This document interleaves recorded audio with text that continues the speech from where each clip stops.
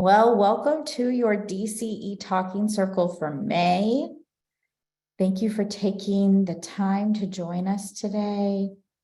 I know May is busy, busy, busy, but we have a lot of busy, busy things in DCE world too. So we want to make sure that you've got all the information that you need so you can have a nice productive summer, wrap up this year, the grant successfully. I know you're all probably very thrilled that APR season is now over. All of you got your APRs turned in on time. We greatly appreciate that. So you can do the collective pat on the back, round of applause, whatever you prefer. And while you're doing that, we'll get disclaimed. Oh. So this presentation was produced under U.S. Department of Education contract number GS00F115CA with Synergy Enterprises, Inc. The views expressed herein do not necessarily represent the positions or policies of the U.S. Department of Education. No official endorsement by the U.S. Department of Education of any product, commodity, service, or enterprise mentioned herein is intended or should be inferred. So today, we primarily are going to talk about three things: grant deliverables, which I know are kind of top of mind for everyone, no cost extensions as we get to the end of this grant year, and some upcoming events that are important to make sure are on your calendar and registered for. And of course, we have with us today your program officer, Donna Sabis-Burns. Hey everybody, thanks. I seem to have problems lately when I'm on video. If you see me,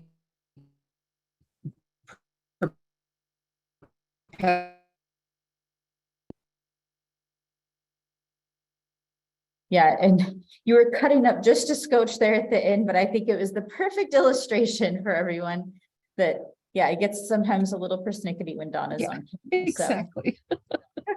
So. And then I'm Sarah Brightwell. I think I know everyone on the call as well. One of your TA team coaches. So let's hop into deliverables. So as we're going through this information today, I really hope that, if you have questions, just come off mute, ask. This is not a formal presentation. This is our discussion around your deliverables and making sure that you understand what's required of them and what the possibilities in some instances are for them. So ask questions, let's chat about it. If you happen to be joining from a place where you're like, I can't really unmute and talk right now, you're also welcome to pop those in the chat and we can interact in that way, whatever is easier for you. So you have three primary deliverables for this grant, because this grant is just a little bit different than probably many of the others that I know all of you have or have had with OIE. The cooperative agreement that you entered into with the department for this data collection extension piece required that you prepare a final research-based technical report, a presentation of its results, and a non-technical public-friendly summary of the research and results, which wasn't maybe the most clear as far as, well, what exactly do you mean by that? That could mean a couple of different things. And so it also stated that at a date to be determined, but at least 6 months in advance of the deadline, that the program officer would provide the specific content requirements. So we did provide those content requirements in general in March. And then based on feedback from those who attended the March Talking Circle, we really wanted to dive in a little deeper, give some resources and examples as we get together here in May, as well as talk through a more specific calendar for deliverable submission and review of anything that you would like pre-reviewed. So we will hop into those three pieces: the technical report, the non-technical report, and the presentation. So for the technical report, that's probably, in all honesty, going to be the one that's the biggest lift of the three. This should be a detailed overview of how your grant, your NYCP grant, has impacted your intended audience, because your data collection extension was supposed to be focused, as you know, as you look at those research questions you submitted, on the impacts of your NYCP programming.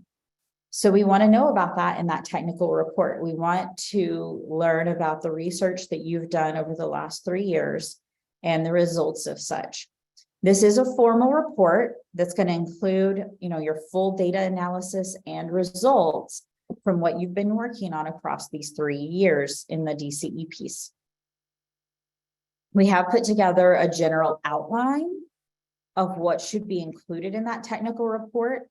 So similar to how when you write like your grant proposals, this will also start with an abstract, a 300 to 500 word abstract that gives the highlights of the report. Now, my tip, you do it however you would like. I think abstracts are easier to write when you're done with the rest of the report. It's hard to write the highlight reel when you haven't created the full feature. So in my experience, it's easier to go ahead and complete the full technical report and then come back and boil it down into this nice little abstract. Another nice way to think about the abstract is like when you look at a book and you're looking at, say, the little blurb on the back cover or that inside panel that just kind of sums everything up, but also intrigues you to read the full book. That's what you want your abstract to do. It's going to sum up those high points of what's in your report, but it's also going to intrigue you so that you want to read the full report. Then when we get into the meat of your report, start out with an introduction, really giving an overview of your project. So this is, again, thinking about your NYCP project, because that's what your research was on. The demographics of your audience of participants. Why was your NYCP project even needed? What needs were you addressing through that project? And what were your intended outcomes? What did you hope to see as a result of your NYCP project? Now, granted, as you've done this DCE, you may have seen that some of those outcomes didn't happen. You may have seen some unintended outcomes where you're like, well, we didn't know this would happen, or we didn't really plan for this, but look at this really cool thing that happened. But in the introduction, you're really talking about, what was our intended outcome? What was our purpose of our original DCE grant? Then the next chunk is looking at a summary of your objectives and your procedures. So again, looking back at your original NYCP grant, you're going to be taking a peek at both your GEPRA, and remember your original project had 2 GEPRA measures, one being how many of your personal project objectives were met, and the other being the increase in the number of community collaborations. And then also look at your specific project objectives, the ones that are unique to your project. Some of you just had a few of those, some of you had quite a few of them, but you want to be able to review those, because those again point back to why you did your original project and what you hope to get out of it.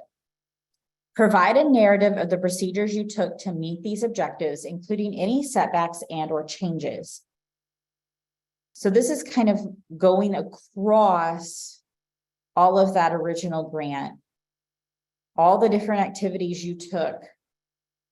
What are the things that you did with students, with families, to try to meet these objectives? Inevitably, you had some challenges, share those. Everyone I know made at least some adjustments in your program. You thought you were going to do it this way, or you thought you were going to offer this service because things happen, particularly, the end of that project being impacted by COVID-19, you'll want to explain all of that. Why did you make these adjustments? What are the things that maybe took your project in a slightly different avenue than you originally thought? And then also talk about your budget. So a narrative of budget expenditures and outcomes, including how money was utilized.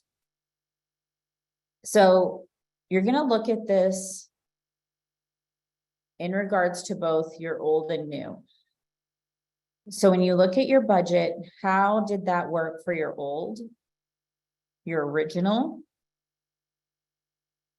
How were you able to utilize those monies to actually reach those project objectives? And then also look at these pieces in regards to the DCE piece.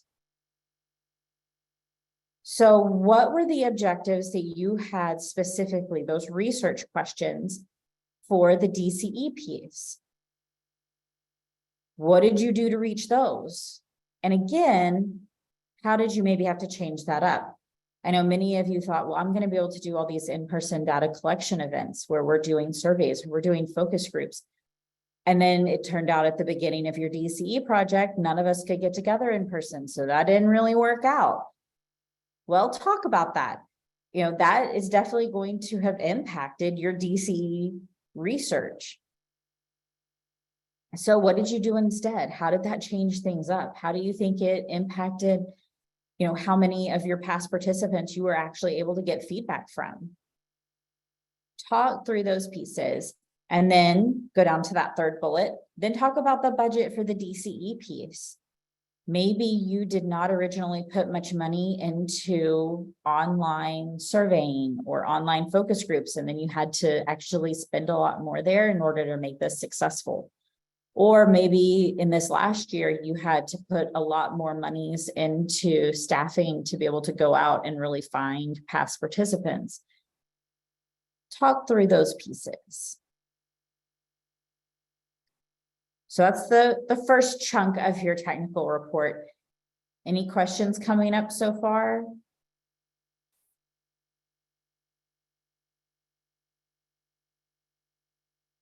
All right, let's look at the second chunk here.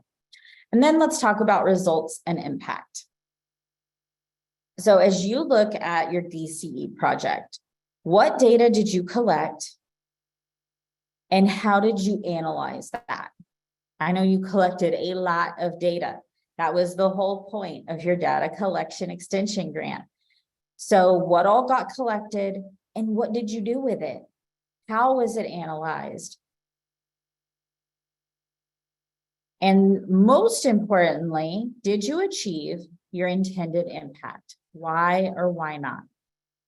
So as you look across your data analysis, did you achieve your intended impacts?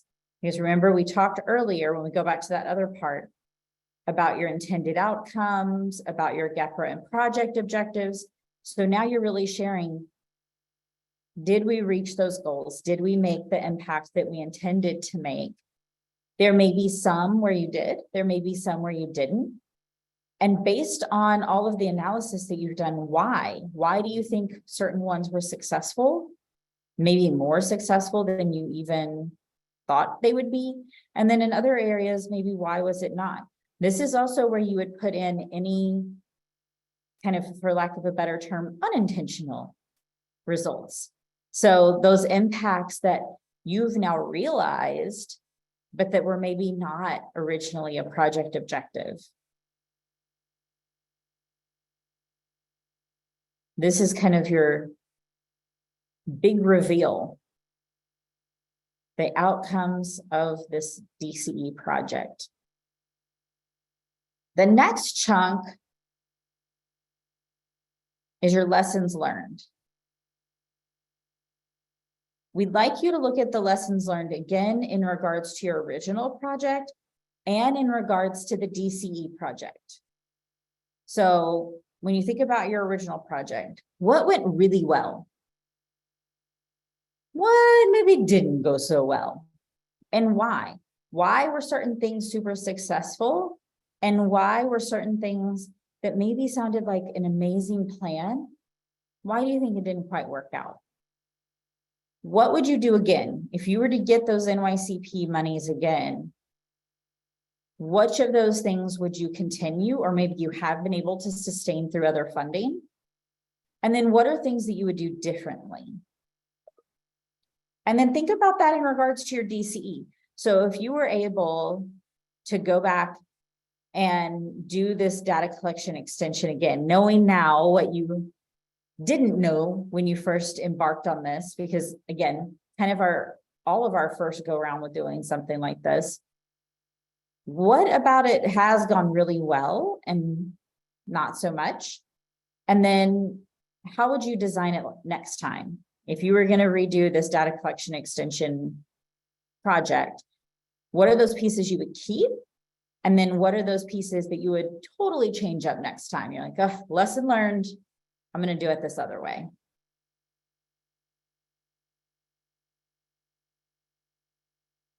These top two chunks here, your results and impact and your lessons learned, are likely going to be the biggest chunk of your technical report. Because it's those results. It's what you've worked so hard to figure out. Now, the last two chunks, one is talking about sustainability. So how do you plan to sustain the NYCP work if you do, or if you have? Because I know some of you already have been able to sustain some or all of your previous NYCP project components. So how have you been able to do that? Why was that important to you? And then how did participating in the data collection extension grant impact the future of your project, partnerships, community? You know, was this a beneficial endeavor? Did it not give you, the results that you thought? And it maybe you don't feel like it was worth the additional effort? Be very honest and transparent here. We want to know, is this a valuable activity? And then your final chunk is your conclusion. Really just wrapping up your report, tying it all in a nice little bow at the end with any final thoughts. Kind of your overall final thoughts.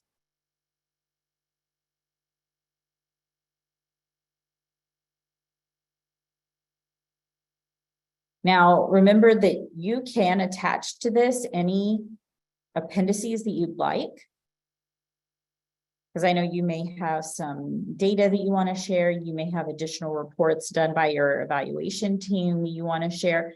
That's all completely fine. You're welcome to, pop any of that into the appendix, because this is your report. And our hope is that while you're turning this in as a deliverable for the DCE grant, that it's something that you can also take and use locally with your community, with your stakeholders, with your tribal council, with your board, whoever might be interested in these outcomes and this work, that you're not having to just do this as a deliverable, that it can be used for those other purposes as well.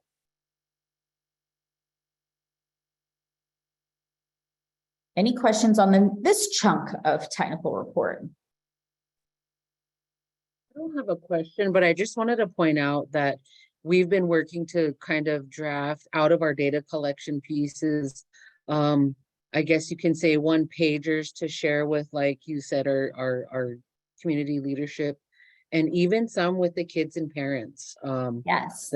Our target audience. So to help them understand the data collection process and what their feedback kind of helped us develop. Yeah. No, I think it's wonderful to share that with the students and families, because you've been asking them all these questions and their feedback on things. So it's always nice for them to now know, why on earth did I do that? And I think also it helps relay to them that there is real documentable impacts of their participation in the programs that you're putting out into the community. No, that's great. Well, and it brought up another point that I wanted to make sure and point out, that we're recommending this outline for your technical report. If, you've been working on another report with your team or anything like that, and you're like, well, we also had this other section that we wanted in our report. That's fine. This is not an outline as far as, oh, you will have these sections in this order, titled this, nothing else can be in your report. It is not that prescriptive. We do want to ensure that you cover all of these chunks, but again, you can put it in your own terms. You can add in other sections that you find valuable to your reporting. That is all completely okay.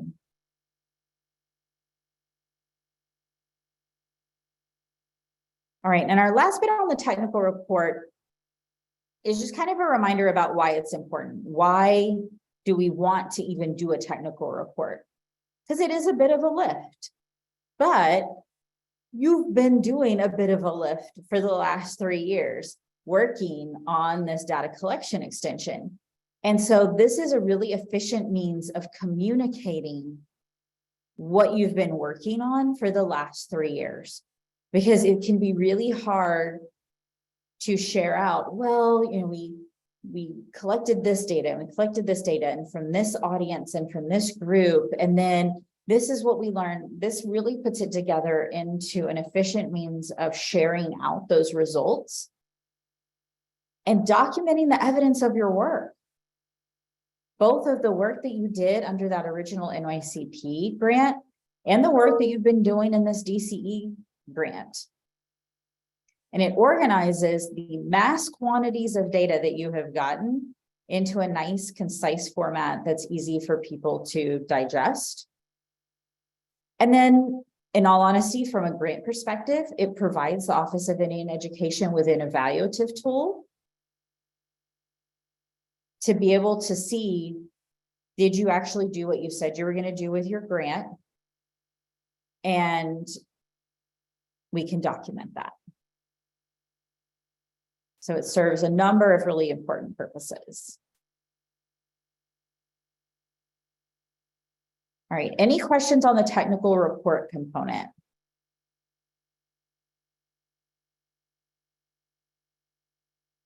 All right, I know more questions may pop up.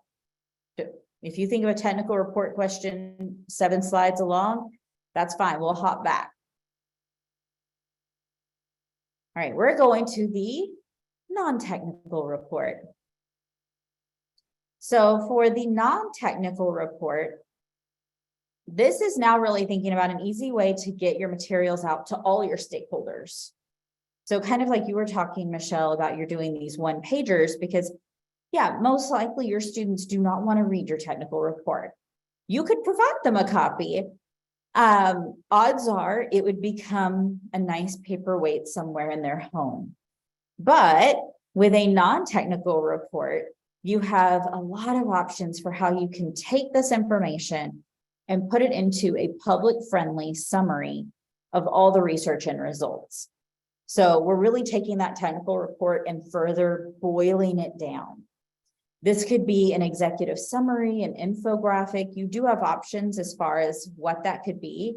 We are encouraging the use of an infographic for this piece. And some of the reasons that we're really encouraging that to be what you develop and submit is because it is so user-friendly. It really is a nice, accessible way to share complex data with anybody, whether they have an understanding of data analysis, your project, any of those things. This puts it in something that can typically be understood by all your different audiences. And in all honesty, it's just more interesting. Again, when you hand someone an executive summary, it may contain the exact same information that's in your infographic, exact same. But it looks more formal in an executive summary format, which for some stakeholders is kind of a turnoff. They're like, ugh, it's a report. Yes, it's a short report, but it's a report.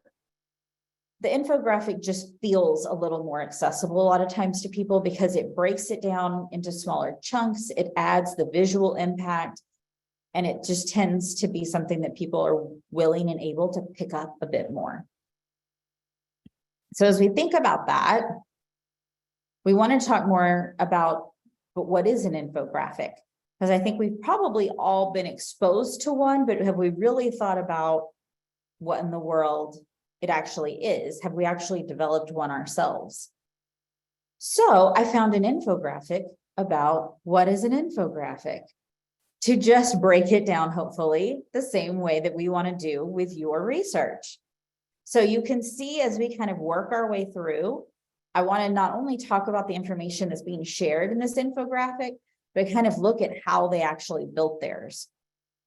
So they've got a nice, clear, catchy title. We know exactly what we're going to get out of engaging with this. Often, it's going to give a little big picture info to start with. Maybe a summary. Tell us what topic we're going to be exploring today. Then it's going to move into summarizing some facts. So kind of those key salient points that have come out of your research. This is also where you start seeing typically a lot more data representation. So whether that's something like a little pie chart, a bar graph, an organizational image, very common to see if you're like, well, 4 out of 7 students said that our program is the most awesome thing ever. Then they may have the image of 7 students with 4 of them colored in. If you are looking at maybe geographic representation and maybe schools, which schools participated the most in the things that you were offering. Sometimes you'll see like a map with different colors. This one, in the example, of course, is the world, but you can do that for a smaller geographic region as well. Then a lot of times you get into another chunk for them. They're now moving into why use an infographic. For you, you might be moving into that next chunk of important data. So like the big outcomes that were realized or the next steps from your project. And you can see one of the things that I think really helps is the use of open space. So they could have listed maybe 10 reasons to use an infographic, but it gets a little overwhelming.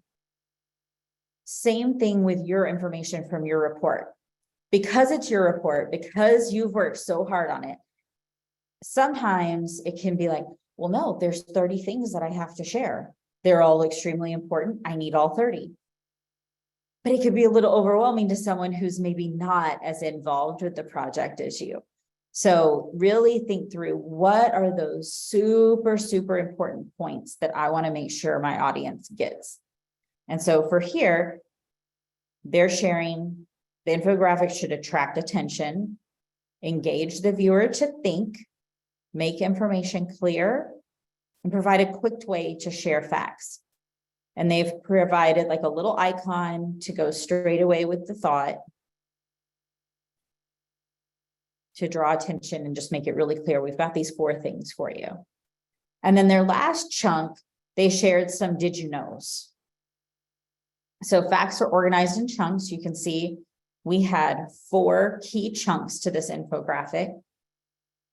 Text is used for labels or short descriptions. The other thing that I think they did well in this that can be helpful is they not only used the labels, but they also used color so that it was really clear. This is the label for this. This is the label for this. Numbers emphasize important facts. You'll sometimes see too, where maybe like the number that's being reported, that quantitative piece that's being reported is larger than the narrative text to draw attention. And then, oh, we're not ready for that. And then images or icons, not photos. So you will sometimes see some photos and infographics, but in general, it makes it too busy.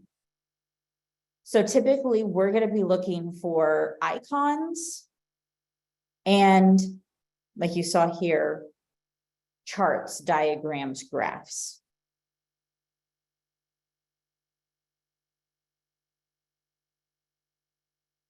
Questions on that so far? Okay, so let's look at a few examples. So you can see these are some general examples. We have this one that's talking about Native American women and heart disease. And so this one definitely has more text than the one we were looking at before. But in order to make that more accessible, you'll notice they've used bolding in certain areas. They've used a different font color. So they really want to drive home, okay, you're at a higher risk. They did the thing where the percentage, the quantitative piece, that's in a larger font. That 42.3% is in a much larger font than of AIAN adults who are obese. So they not only use the color, but they use the larger font size. You can see they've broken it down. Now, I will say, at least in this setting, it made the font pretty small. However, I believe this was designed as a poster, so they could have printed it in a way that didn't make the font quite so small. But it is something to keep in mind for you, that look at how do you plan to actually use the infographic locally. If you're going to be emailing it out, you don't want super small font because not everybody knows how to increase the document size. Whereas if you're primarily creating it as a printed product, you may be able to use a slightly smaller font size because it works out on the printed page. And then you can see even here, they have a really powerful image, but it's still an icon. It's not a photo. And it just keeps it a little simpler. Now over on this other side, you have a little bit different style. So you can definitely, again, see they've chunked the information. But one of the ways that they've done that is, again, by using the color behind the text. So you really see against this teal background that the gray squares let you know these are individual chunks that I should be looking at. They did the thing with the individual people. Now, granted, they were sharing 100%, so they didn't have to delineate, but you can see here, they did. So when they were looking at like average age is 13.5, they colored in the years. They also used some pie charts.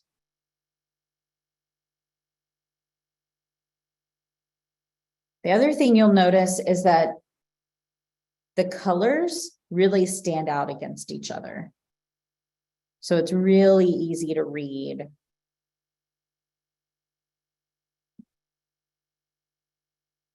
And then here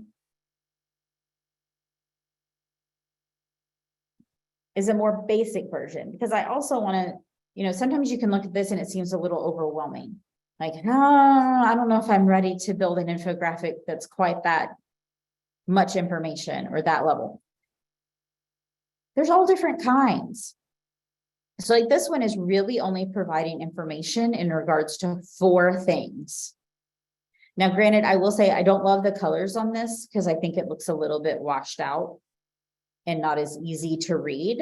But the idea that they've just taken 4 data points in particular to share, I think makes it really easy to get across what their point is. So they're looking at, okay, job happiness. I'm happy with my current job. And they said 76% love their job, 20% dislike it, and 4% are unemployed. So it's very easy to find their data. When they're coloring in for employee incentives for a healthy and active lifestyle. So they've colored in the little hearts to represent 71% versus the 29%.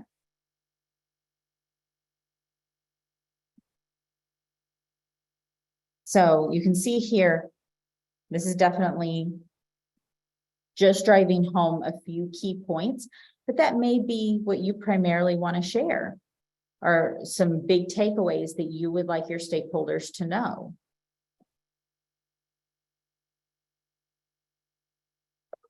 So in regards to making something like this, I also don't want you to think that you have to recreate the wheel, because same thing, it can seem a little daunting, like, well, where do I find all these things? And what would I even build that in? And how does that work?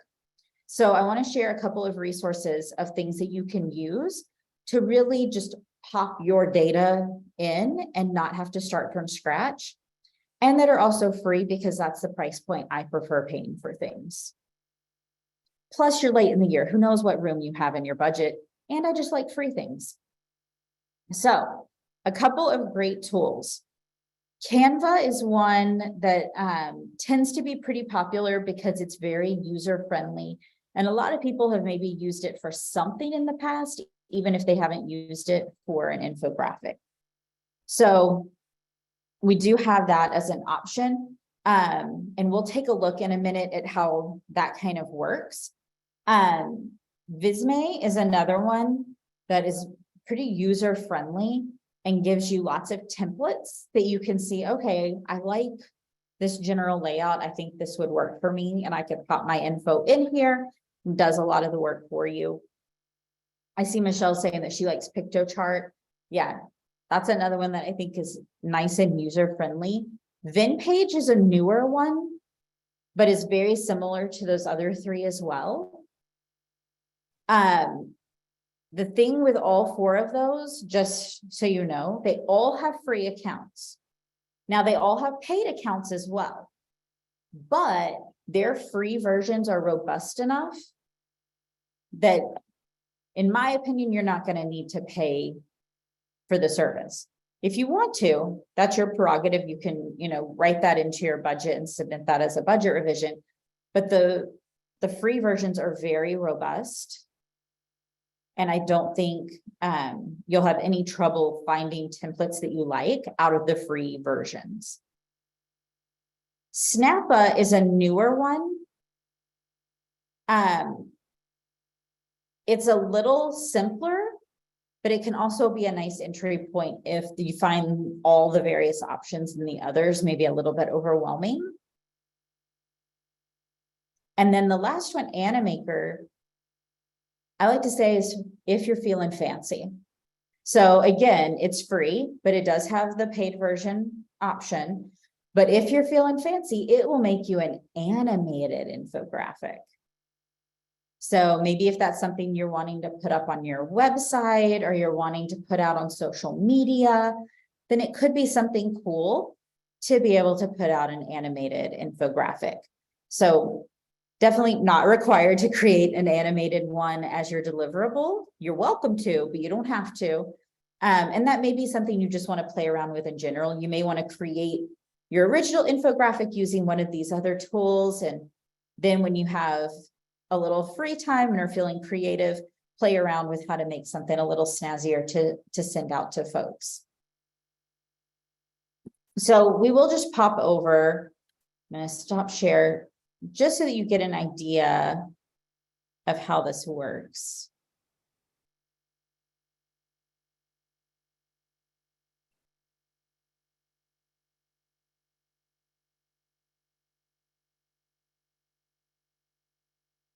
All right.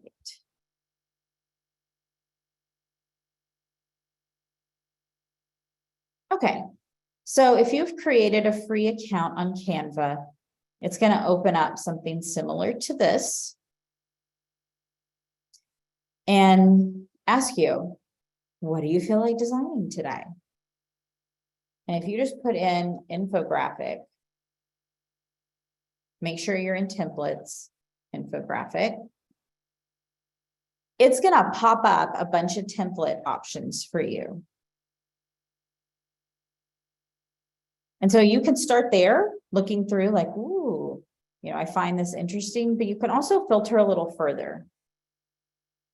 So for category, it gives you some different options. So like I could go into education and do an education infographic, because that's just going to winnow down a bit more to ones that may actually be useful for me. So you see, these do look a little different than the original ones that were popping up. Because it's like, okay, you may want to do something that looks more like this. Now, that doesn't mean that once you use this template, that you have to have a map here, or that you have to have one of these circle graphs here. Any of this can be changed. So we go down, we're like, which of these things looks snazzy to me?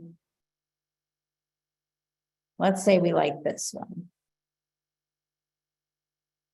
When you click on it, it lets you go ahead and look at the full template here. If you decide that's the one you want, you can hit customize this template.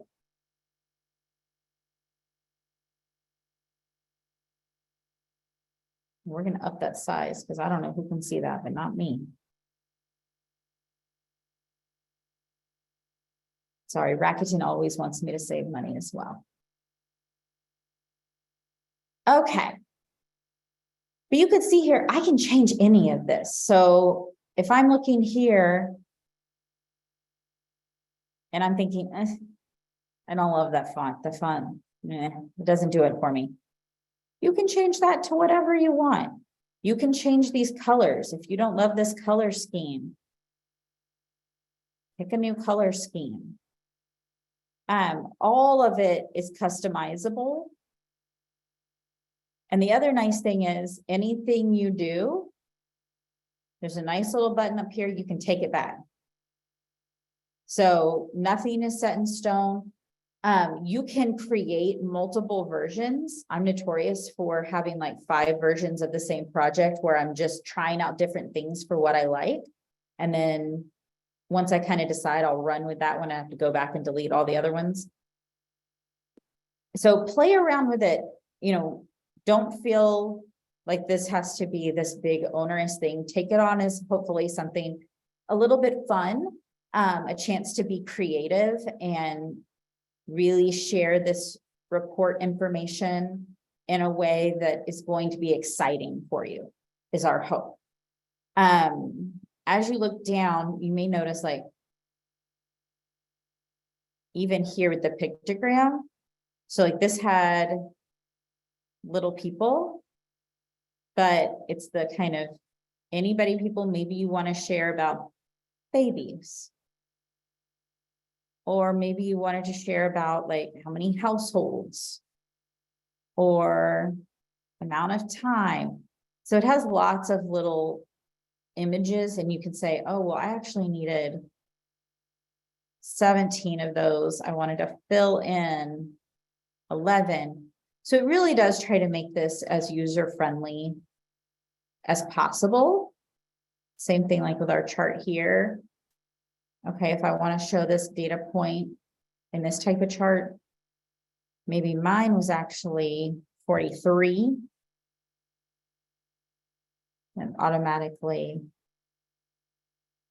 we'll change that up. I can take off the percentage if I just want it like this. I can make it a little round if I don't like it so blunt. So it gives you enough options to feel creative, but does enough in there for you to hopefully make it not as heavy a lift.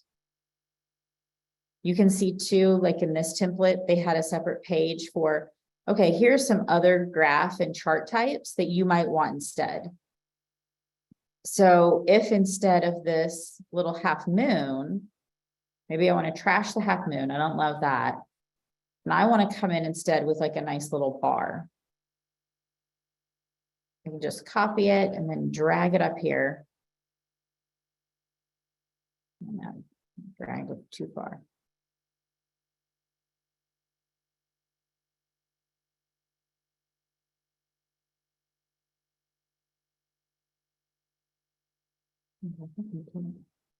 they'd be like, oh, I actually want that there instead.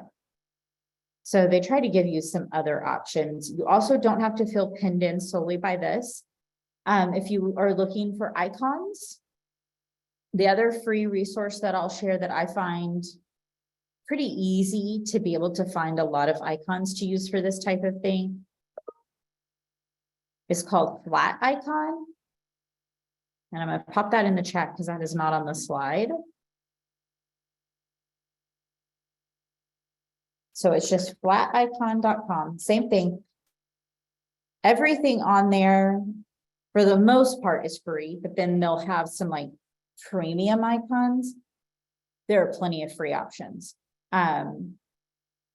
Literally anything you might type in. So I need a mountain because of whatever. So you can see there's tons of options that are free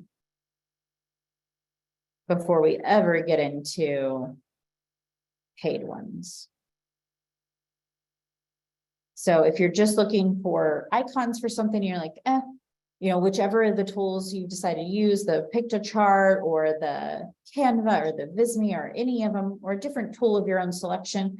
If you're needing more icon options, I find I'm normally able to find an icon that works for what I need here and for free.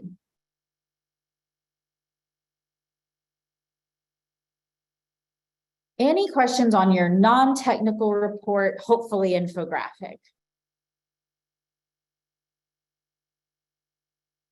All right, I'm going to switch our screen, but I do want to just say, as you're working on that, a couple of other tools and resources, we're going to have a session at the PD meeting that's actually going to be about data visualization and lots of this stuff, but in more detail because we have the whole session to devote to that. So if this is something that you find interesting, fun, valuable, if you just want more resources as you're working on it for this deliverable, look for that in the agenda. And you can hang out with me for another 75 minutes and talk fun data visualization and storytelling. But just another option. And then also, as you're working on this, probably across the summer months, we'll give some resources again for how to reach out to us, but we're happy to hop on with you and look at like, oh, I'm not sure how to work this, or the best way to visualize this particular data point. Let's work it out together. That we're here to support you as you're working on this. So feel free to reach out. All right, so let's jump to your last piece, which is your presentation. So the final deliverable chunk is that you were to do a presentation of results. So that's going to take on two different looks. The first being a full presentation, which would be enough content for at least an hour-long presentation. You really want to get into some details with that because you will, have an hour. Now you could design that around an hour, hour and a half, whatever you think a normal full presentation for you would be. But make sure you're, again, hitting those highlights and key components from your technical report, but then make it personal. This is that opportunity to include those pictures. This is the perfect spot for pictures from your program or video, if you have any video. Include all that to really illustrate your project outcomes. So you can see each of your deliverables gives you kind of a different avenue and way to be able to share. Now, in order for you to meet this deliverable, it does not have to be presented live before delivery. You'll be able to have this presentation in your pocket to use as you need and wish. The deliverable piece is just turning this in as a complete, ready to roll PowerPoint deck. That again is for like an hour, hour and a half presentation, whatever's actually going to be useful for you. So that's what I really want you to keep in mind here is while you need to do this as a deliverable, think about when you're going to be presenting this data out. where do you plan to be presenting it, and what would that time span be to be most useful for you? So if you need it a little longer, do it a little longer. The second piece of this is your mini presentation. Again, I would suggest create your big one and then come back and scooch it down into your mini. Your mini is just going to be about 4 to 5 slides. If you turn in 6, no one will be mad, but 4 to 5 is what you're kind of looking for, because the idea for this is that it's just a high-level project overview. So you're sharing what was your original NYCP project, what was your DCE project, and what were your outcomes, your results, your impact, your takeaways. What will happen with all those mini presentations is that we'll take all the DCE grantees and put them together into one larger presentation. So that's why, we say about 4 to 5 slides. Again, if you did 6, we won't send it back. But if you start turning in like 10, 12 slides, when we put it all together, it's too long to really try to present anywhere. And then the plan is to actually present this as a group presentation at NIEA in October, which is going to be in Albuquerque this year. However, you do not have to present live. You can. So, I know many of you attend NIEA each year anyway. We would love to have you, but please know that your inability to attend NIEA and present is not going to knock you out of compliance with your grant. Okay. So I just want to make that really clear so that no one's super worried about, like, I can't go. It's okay. But even if you are not there, we want to be able to share about your project, because we're really excited about all of your projects and about the results that you've been able to find through your research. And so even if you're not able to attend live, we really want to include you in that group presentation. So I'll talk about kind of the two. If you would like to present live at NIEA as part of the group, like I said, you may already be attending anyway, funded through something else, just as part of your normal job, fully fine. You could potentially also, and we'll talk about NCEs here in just a little bit, but you could apply potentially for an NCE and use some of your grant funds to be able to allow you to participate and do that as a final wrap up of your project. If you are not able to present live, remember, totally fine. What we would love for you to do is just let us know, and we can arrange a time for you to pre-record your contribution. So what that would look like is arrange a time with me. I'll hop on Zoom with you. I will get off camera so that you are the highlight of the show, you and your program, and we'll just record your 4 to 5 slide presentation so that we can play it live. Because I think it's really important that you're the one sharing about your program and your results, rather than us just reading your slides for you. So that way, whether you're able to present live or not, you'll be virtually live. And I will say there is a third option. I didn't put it on the slide because it is a little more persnickety sometimes. Is that we can also try to beam you in on Zoom live that day to potentially present that way, but it does sometimes get a little tricky just depending upon the building that we're in for our session. And I only say that because we tried to do that for a session the year that we were in Minnesota for NIEA, and our room had just no reception. And I could never get the person on Zoom, and I felt very badly about it. However, like last year when we were in Oklahoma, we had great reception. Of course, we were like a few feet from a window, so that probably helped, but I was able to Zoom people in no problem. So that is the kind of third unspoken option as well. Excuse me. Any questions on the presentations, whether the full or the mini? when I see, Michelle, your question that you have to hop, will you miss anything? We are going to talk about a couple of upcoming events and NCEs. In particular, I'll just push, if you haven't registered for the PD meeting yet, register for the PD meeting. But I'll send out the recording for this later this week, and I'll send out the slide deck today, because I know there were a couple of people asking, like, how soon can we get the slide deck? I can send the slide deck out today. Thanks. All right, anybody, any other full or mini presentation questions?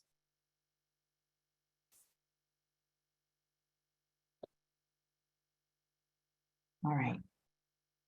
Then let's move along. So I did also want to remind you to include on your materials the disclaimer language, this kind of credit piece. And we've got the wording here for you. And like I said, I can send y'all all this slide deck after this, as well as I can even pop it in the chat at the end when we're not sharing screen. But the contents of this, whatever it is, technical report, infographic, presentation, were developed under a grant from the U.S. Department of Education. However, those contents do not necessarily represent the policy of the U.S. Department of Education, and you should not assume endorsement by the federal government. You may have seen some similar language somewhere, i.e. at the top of every talking circle. So you'll see we have to put this type of language into all the things that we produce for the department as well. So just remember to pop this into your documents too.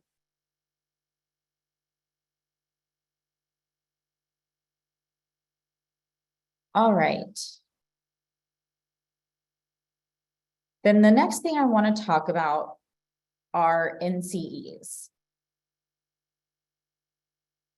So this is, for most of you, the last year of your grant. I know one of you is already on NCE, but for the rest of you, it's the last year of your grant. If you're going to be able to complete all of your analysis, collection of data, and deliverables by September 30th, 2023, then you're able to end your grant on time and finish up, which means that then your final performance report would be due 120 days after September 30th, which typically puts it right around the end of January, beginning of February.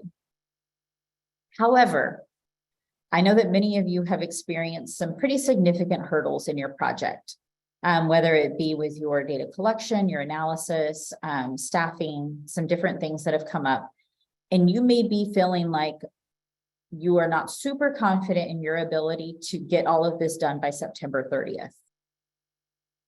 That is understandable, and there are some options. However, we still want you to make a valiant effort to complete everything by September 30th, because that's always the goal. However, if you feel like you do need a little bit more time, you have the ability to request a no-cost extension of up to 1 year. And I like to specify that of up to 1 year because you don't have to ask for a whole year. It may be that you only need 3 months because you just have a little scotch bit more to do. Or it may be that you only need 1 month because maybe you're just requesting because you want to participate in the group thing at NIEA, but you don't have other funding. So you need to be able to extend the use of this funding through October. You don't, so all that to say, you don't have to request a full year. You can request whatever amount of time you need in order to complete your project. The other side of that coin is, I'll sometimes have folks who say, well, I'm going to request an NCE because I still have money. No cost extensions are not solely about money. Just because you have money left on the table doesn't mean you'll get an NCE. An NCE is specifically for finishing up project objectives that have not been completed. So if you don't have any project work to continue, you don't need an NCE. So I hope that makes sense. Your no cost extension requests are due August 19th. We will send out the form for you. Do not complete it tomorrow. It's too soon. So Yeah, we're still in that valiant effort component where we want you to be working toward completing your grant deliverables. But as we start getting to end of July, beginning of August, that's that time frame where you're in a better place to know whether you're going to be able to wrap up by September 30. That's when we would ask you to complete that form and submit it if you would be interested in no cost extension. That's why that due date is not until mid-August, is because we really want you to continue really striving for that end date until much closer. My last kind of caveat on the no cost extension piece is when you're thinking about no cost extension, know that it is not a done deal. It is not guaranteed. Just because you request one does not mean you will get one. It is a request. So you need to be able to show that you're making substantial progress and you have a clear plan for how you can wrap up your project within the no cost extension period. That's what will get you approved for one versus not approved for one. So that's all on the no cost extension, but in that same vein, this is a great time of year to think about budget revisions. As we're getting into this last little bit, if you realize that some of your funds are in categories that you don't need them and you need them in a different spot in order to wrap up your project, go ahead and submit a budget revision to Donna for approval so that you can have the money in the spots where you need it in order to finish up your work. So just a great thing to look at this time of year. Any questions on NCEs or budget revisions?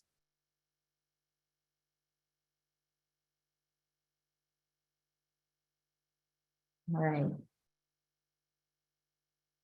Last thing, we do have another talking circle in August. Is there anything in particular that would be super helpful for us to include? And then doesn't have to be at that talking circle, it could be much sooner, but are there any tools, templates, resources, or training that would help you successfully wrap up your project? Dream big.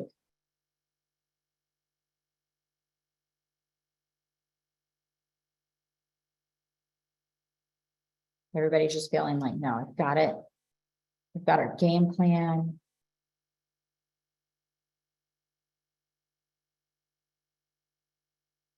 All right, well, I invite you to continue to mull that over. And, you know, even if after we've wrapped for the day, if you think of something, you're like, oh, I wish I had this, or I wish I knew where to look for this, you know, use us as your research team to find the things that you need to be successful in these last busy bits of your project. All right, and then the really fun part, deliverable due dates. So your final deliverables, which is your technical report, your non-technical report, which is hopefully an infographic, your full presentation and your mini presentation are due by September 6th, 2023 by 5 Eastern. You are going to submit those via email to both the OIE email account and to Donna's email account. That just makes sure that we've all got it. It's all good. You're submitted. We'll send you a confirmation that it's been received. If you would like feedback on your drafts, the last day to submit drafts for feedback is August 18th. Now, you don't have to wait till August 18th. If you have a draft in July, send it in July, get your feedback, and you can be wrapped up. But the last day that we can accept things for feedback is August 18th. And it's just to ensure that we have sufficient time to give you feedback before that deadline.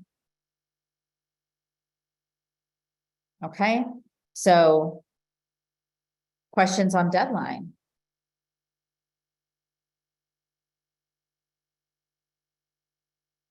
Would it be helpful if I sent out these two deadlines as calendar reminders?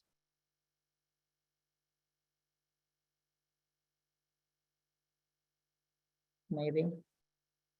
I love a good calendar reminder. That may just be me. All right, I've got 2 yeses. Okay. All right, we can do that. We're up to 3 yeses. Okay, so I'll send out some calendar reminders with those 2 dates. Any other questions on what we've discussed today? I know it was a lot of information. I have a question, Sarah, mostly just Yeah. clarification. So for my own clarification, the information in this presentation, this report, is about the data collection portion of the grant. The NYCP would be more background information for where we started. Is that right? For where we started and what you were collecting data on, since all of the data was on the impacts of that original project. Yep. Okay. Yeah. Thank you. You're welcome. Any other questions?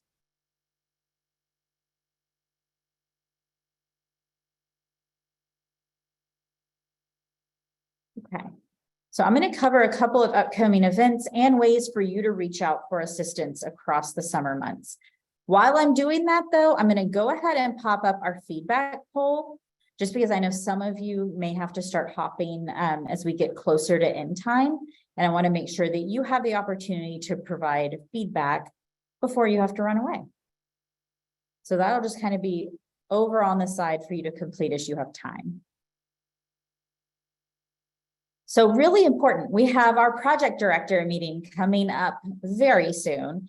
It is June 6th through 8th, which is a Tuesday, Wednesday, and Thursday. It is in the afternoon Eastern time to hopefully allow all of the time zones to participate in a non-painful, not break of dawn manner. So you'll see that registration is now open. I know Casey put the registration link in a little bit earlier, but we'll put it in once again. If you have not registered yet, please go ahead and do so. While there's no fee to attend and no cap on attendance this year, it's just way easier if people register in advance. One, because then we know everybody actually has the links and ability to join. And because if you hit any hiccup with registration, we're not all tucked away, busy actually running live sessions. We're available to help you be able to register if you have any difficulties. So go ahead and register, get that done. And remember, you can invite your entire team this year. I know in the past we've had some limits on that because of capacity issues with the platform, but we switched platforms and you can invite everyone. So if you have a large team, if you want to invite teachers, anything, invite them all. We want to make sure that everyone that's on your team has access to this free professional development. As well as, some of them may not be able to attend all 3 days. It's fine. They can still register and attend the days that they're able. You as the project director are required to attend all 3 days, but the rest of your team members are able to hop in and out as their schedule allows. And then summer support, because you're going to be doing a lot of this work over the summer, and we don't have any talking circles scheduled in June and July. I want to make sure that you know all the different ways that you can receive support throughout the summer. So we will continue our monthly office hours. That's from 1 to 2 Eastern, the 4th Thursday of every month. So we have one coming up on May 25th and others on June 22nd and July 27th. That's that kind of come and go casual event. You can pop in at any time within that hour, ask any questions you might have, brainstorm with the group, or just listen in, whatever you like. So that's something that's always there. Your next talking circle is actually August 9th. So beginning of August, right before NCEs are due, right before you have the deadline for feedback. So we'll be hopping back together live at that point. If you have any staffing changes across the summer, be sure and loop us in so we can keep all of you in the loop on information. And then reach out as you have questions or if you need assistance. So you can email us at oie@seiservices.com. That's also the email address where you get all of the calendar invites and things from. And then you can also schedule coaching sessions. So if you haven't done this before, basically you just hop on this Calendly link and you can pick a date and time that work for you for either a 30-minute or 1-hour session. And we talk about whatever you would like to talk about. So if you have questions you want to talk through, if you want to brainstorm, if you want to hop into where you're working on an infographic and work together, if you want to jump into your budget revision and work on the different pieces of that prior to submission, whatever it is you're needing assistance with, you get to pick what we talk about and deal with during those sessions. If for some reason you ever can't find a time that works for you on Calendly, just shoot us an email. But typically you're going to be able to find something on there that hopefully works for your schedule. So lots of ways that you can reach out for assistance. And then of course, Donna is always there for you as well. If you don't have her email address noted, you'd be very surprised, but it is here on the last slide anyway. Any other questions you might have? Like I said, I know it was a lot to talk about, and you'll probably have more questions as you get started on some of these pieces and get a little further down the road, but that's why I wanted to be sure you knew how to reach out. And also with regards to the PD meeting, it's not just like the content of grant making, right? And grant management. We have so many great sessions that we're offering full of true professional development across the scale. So don't think, why would I bring teachers in to listen about boring grant management? We have some fabulous keynote speakers. It's like a little mini conference with just a plethora of wonderful sessions. So I just wanted to put that plug in there. Yeah, because you'll have 4 keynotes, 9 networking opportunities, and 24 breakout sessions to select from. All right, well, we are a little early, but we will stay on if anyone wants to discuss, chat, ask questions. Otherwise, you get a few minutes of your day back. If you haven't taken the poll yet, I would greatly appreciate if you take a moment to take the wrap-up poll.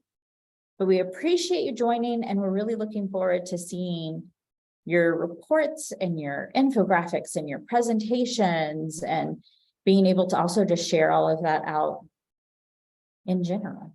So thanks for joining, and have a lovely rest of your day. Thank you all for joining.